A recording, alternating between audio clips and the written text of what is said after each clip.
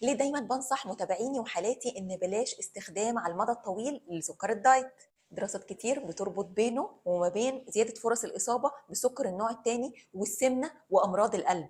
يعني أنت قلقان من السكر الأبيض فبتروح تستخدم السكر الدايت على المدى الطويل، فبرضه ممكن يحصل لك نفس المشاكل. مشكلته كمان إنه مسكر أكتر من السكر الأبيض نفسه، فبراعم التذوق ومخك اتعودوا على طعم مسكر أكتر من العادي.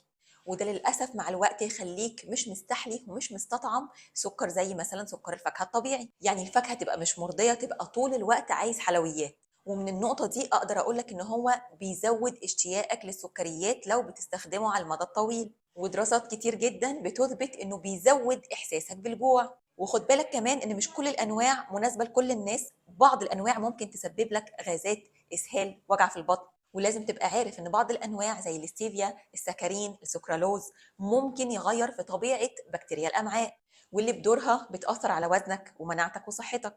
يعني انت باستخدامك المفرط للسكر الدايت ده مش حل، ده بيريح ضميرك بس، وفي نفس الوقت انت بتعرض نفسك للمشاكل اللي كنت عايز تتجنبها من السكر الابيض.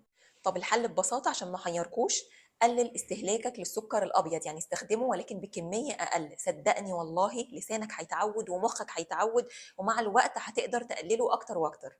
اعترف لي بقى، تستخدم سكر دايت ولا لا؟ وبقالك قد ايه؟